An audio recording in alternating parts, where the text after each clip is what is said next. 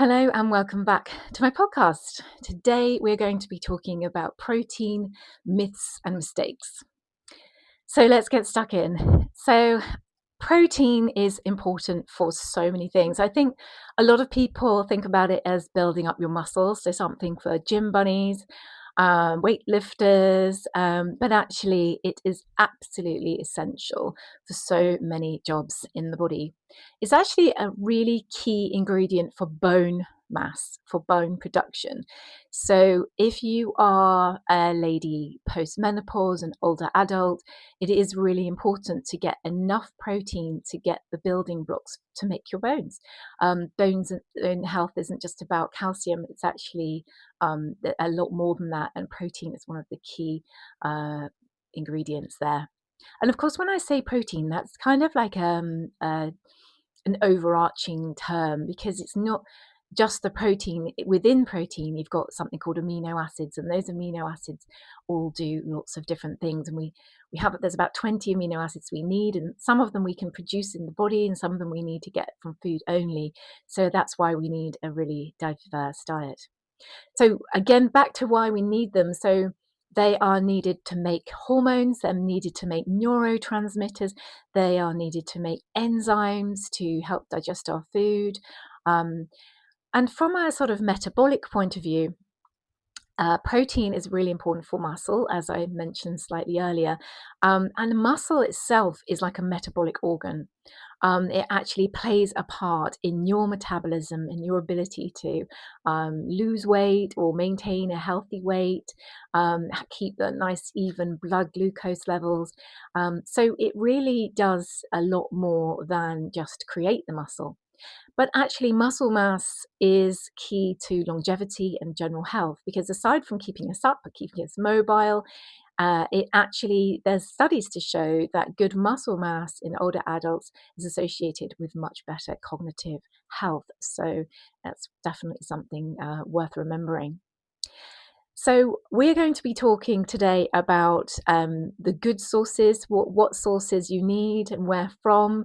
We're going to talk about how much you might need, how to get it in your food, and of course we're going to talk about the myths and mistakes that people make with protein and when they're adding it to their diet.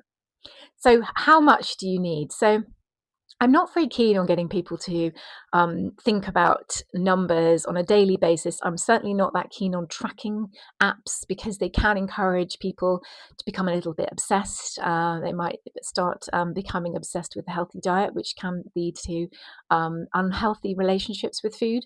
But sometimes we might just look at the back of a packet and look at the nutrition label, and that can be really helpful. So there's different amounts that we need according to different research studies and findings. So it's something between 0.75 grams per kilogram of body weight up to 2 grams per kilogram of body weight, which is quite a big difference, isn't it? So at the moment, generally speaking, we are saying 20 to 30 grams of protein per meal per day. Now, we can't get all our protein in one meal. We can only absorb a certain amount. So we can't just protein max your breakfast and that's it for the day. You have to be careful as well. Protein is one of those nutrients you can overdo. And so it is important to balance it out with your fats and your fiber and carbohydrates as well. But approximately 20 to 30 grams. And that's going to look different for different people. If you were a bigger build bodybuilder person, you're going to need the greater end of the scale for your protein needs. And if you are a less active, slight person, then your protein needs will be a little bit less. And so 20 to 30 grams of protein. Now, how are we going to go about deciding how much that is? Well, as I said, I don't want you to have to get a calculator out every day. But what you can do is you can just get a gist of how much is in certain foods that you eat on a regular basis. So, for example, it's helpful to know that a medium-sized egg is 6 grams of protein. So 3 eggs, which is a typical good portion of eggs, is 18 grams. So that's nearly a right amount of protein. We might just have to tweak it. But if you add in some, even things like whole grains, like bread, that has a little bit of protein. So everything's got a little tiny bit of protein in. So you can sort of accumulate the protein from what else you add with it. And generally, for a portion size as well, we might say your own hand size. So it might like be that amount if you were eating a chicken breast or a fillet of fish. A typical chicken breast is a good portion of protein. A really good handful of prawns would be good. Likewise for cheese. If you are a fan of yogurt, and Greek yogurt is a lovely food, isn't it? And it's also a good source of protein. Sometimes you need to look at the label or the nutrition label, because actually yogurt can be as low as about 3.5% protein, and it can be up to 10% protein. So there's a really big difference there if you're trying to get your protein goals. So look at the label. 10% protein is usually only achieved by fat-free yogurt, and I'm not very keen on that unless you have got a health condition where you do need to monitor your fat. I recommend the 5% the 5% fat, which has got 9 grams of protein. That's a really good ratio, which you can use. And then if you're having yogurt as your breakfast, then just adding some nuts and seeds to your bowl will boost that protein content a little bit more, and also it'll increase the fiber and other nutrients as well. Some people might like to add a protein powder, and I'll talk about protein powders in a minute when I'm talking about myths and things that we might be getting wrong with protein. So let's talk now about the best sources of protein. So, as I said earlier, protein is that overarching term, and amino acids are what we are gaining from them.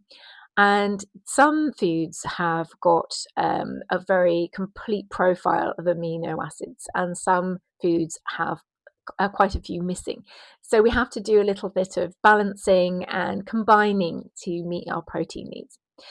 The most available and absorbable proteins for us are from animal products, and these, by that I mean meat, poultry, game, fish, seafood, eggs, and then we've got the dairy side of it. Now, of course, that's really going to depend on the actual individual product. So my favorite is cheese and dairy. So you might look at your nutrition label to see how much is in there. But they are the most absorbable form for our body. The body has got doesn't have to work so hard to convert those nutrients into what it needs. There are other nutrients there in those foods as well. And also they are basically the most absorbable and accessible, and also they have all the amino acids as well. I was going to say, if you are vegetarian or more plant-based, then yes, you can get your protein from plant sources, but you have to do a lot of juggling to make sure you get all your needs met. So first of all, I would say, whereas you might have a handful of chicken or a chicken breast, that doesn't translate in the same way for lentils and beans and pulses and legumes, which is the best source of protein for vegetarians and vegans, apart from soya, which I'll talk about in a moment. So a handful of lentils won't give you enough protein, and it won't give you the diversity of amino acids. So what you need to do is balance out, mix together. Sometimes you might have a combination of lentils. You might have a combination of lentils with beans. And when I say beans, I'm talking about things like cannellini beans or kidney beans, or all the different types of beans, black beans. You might even mix quinoa with lentils and beans, or you might have brown rice with beans and lentils, or mixing it up so that you're getting a diversity of amino acids and the range there. Of course, the downside is that we get all that fiber, which is normally, I would say that's a good thing. It is a good thing, but in some cases you have to eat a lot of fiber to get the protein needs met on that sort of diet. So just something to consider. So beans and pulses and nuts and seeds, and again, nuts and seeds are good, but it is a lot harder to get your protein needs met because of all the other nutrients, the fat and the fiber. You have to eat an awful lot of nuts, and you might end up with a bit of an upset tummy, but they're quite good for supplementing. But if you are vegan, it's probably a good idea to include some soya in your diet. Now, I don't love soya, but tofu is really the sort of healthiest one. In Japan, they eat soya, but they eat it as tempeh, natto, and I think natto and soya, and they eat a fermented type of soya, and that's what they have eaten for since beginning of time. Whereas people who perhaps live in Western cultures, we that's not what we are. Brought up eating. So, also in Japan, they don't eat soya yogurt. So we have to just take things, into perspective in terms of what type of soya we're eating. But tofu is quite a healthier version of soya that you might like, and that's going to give you quite a good ratio of amino acids and good amount of protein. So if you are strictly plant-based, then tofu might be a good option for you. If you're not plant-based, then you don't need to have tofu unless you like it. But be mindful of soya products because they can interfere with thyroid function, and they can be a little bit dysregulatory for the hormones as well. So just to bear that in mind. So we've talked about which are the most absorbable, how much we need, and some of the best sources. So let's talk now about protein myths and mistakes. So when we're shopping in the supermarket, it can be really, really tempting to grab the high protein things, can't it? There's high protein cereal bars, there's high protein cereals, there's high protein yogurts. There's a lot of high protein snack foods out there. And of course, when something shouts at you with a label, it's got lots of ingredients and it says it's high in something like protein or fiber, it's not necessarily a natural food, and it's also not necessarily high either. But that source of protein isn't necessarily something that you want to eat. So if it's a cereal bar and it says high protein, have a look at the ingredients. If it's all nuts and seeds and things, then that's absolutely fine. But chances are there's soya protein. It won't say exactly what it is. It will just say soya protein. And of course, you've got all sorts of other unnecessary ingredients, probably sugar and all sorts of things in those snack bars. So try not to get your main source of protein from things like that. And likewise, a high protein cereal that in nature doesn't exist, because high protein foods are natural foods like meat, fish, eggs, and the beans and pulses, like I've said. So take these things, first of all, with a pinch of salt, but take them knowing that they are not necessarily a good source of protein, and also they're not necessarily helpful foods because they're processed foods. But I like to encourage balance.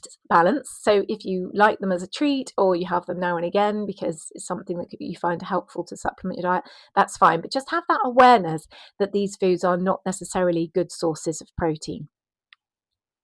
So the other mistakes people make with protein is that they go over the top with things like protein powders. Now, protein powders can be useful for people who've got diets maybe that are a bit lacking in nutrients. Maybe they've got a low appetite. Maybe somebody's recovering from something, not very well. Maybe the diet is restricted, it's vegan, and so you need more protein that way. But generally speaking, most people don't need to supplement their diets with protein powder. They just need to have the right amount of protein in their meals. However, saying that, there might be an occasion where you feel that you might want to supplement some protein powder in maybe your yogurt or in a smoothie, depending on your choice of food for the day. And, now and again, that's fine. So what you can do is choose something that's got nice ingredients. So when I say nice ingredients, I mean it doesn't have lots of artificial sweetness.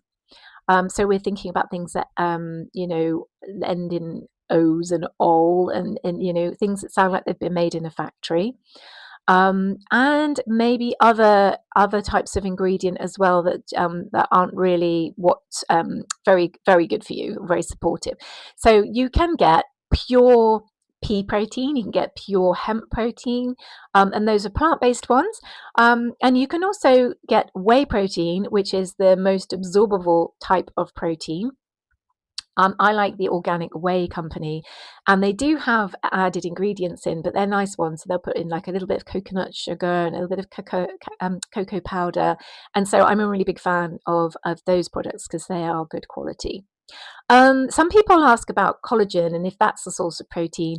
So it's not quite the same as a protein powder. It won't have quite the same profile of amino acids, and it won't have quite the same amount, but it can be quite a useful way of supplementing your protein. So it can just be helpful.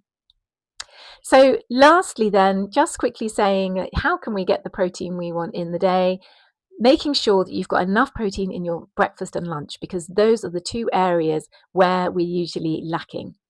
So if you have a bowl of muesli or something like that for your breakfast, that won't meet your protein goals. So maybe consider either having that and then something with protein on the side or afterwards or before, like some eggs, for example, or adding some more nuts and seeds to your cereal, your porridge, whatever it is that you're having, is an option. If you're having yogurt, make sure you're choosing that high protein yogurt and consider adding some nuts and seeds.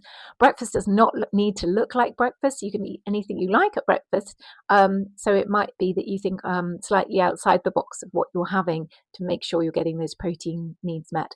And at lunchtime, again, if you're having a sandwich, chances are the filling isn't going to provide enough protein. So consider, if you're buying a sandwich, buy something else to go with it. So maybe some boiled eggs or some hummus. If you're making a sandwich, put enough in your inside the sandwich. Make sure you're getting a really good amount, or have an open sandwich.